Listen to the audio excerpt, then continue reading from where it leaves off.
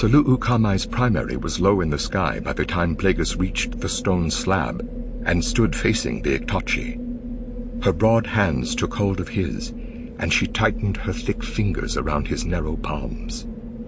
"Immune of wealth and taste, the first who has come in search of me," she said. "You were selected," Plagueis told her. She held his gaze, and a sudden look of uncertainty came into her eyes, as if Plagueis had locked horns with her. "What?" "You were selected, though without your knowledge, and so I needed to meet you in person." She continued to stare at him. "That's not why you are here." "Oh, but it is," Plagueis said. She tried to withdraw her hands, but Plagueis now had firm hold of them. "That's not why you are here," she said, altering the emphasis. "You wear the darkness of the future. It is I who have sought you. I who should be your handmaiden."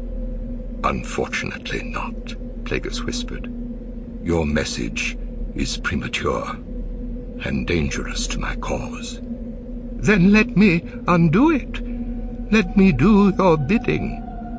"You are about to."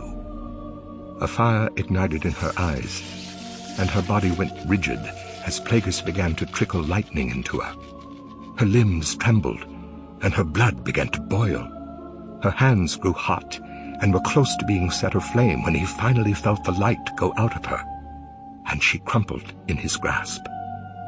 Askance, he saw one of the Iktochi's Twi'lek disciples racing toward him, and he abruptly let go of her hands and stepped away from her spasming body. "What happened?" the Twi'lek demanded, as other disciples were rushing to the Iktochi's aid. "What did you do to her?" Plagueis made a calming gesture. "I did nothing," he said in a deep monotone. "She fainted." The Twi'lek blinked and turned to his comrades. "He did nothing. She fainted. She's not breathing," one of them said. "Help her," Plagueis said in the same monotone.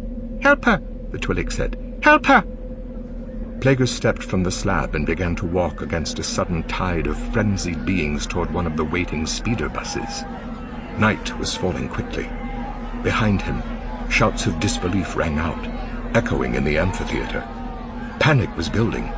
Beings were wringing their hands, jiggling their antennae and other appendages, walking in circles, mumbling to themselves. He was the only one to board the speeder bus. Those he had arrived with, and the selected who had built shelters above the lakes, were running into the dark, as if determined to lose themselves in the wastes.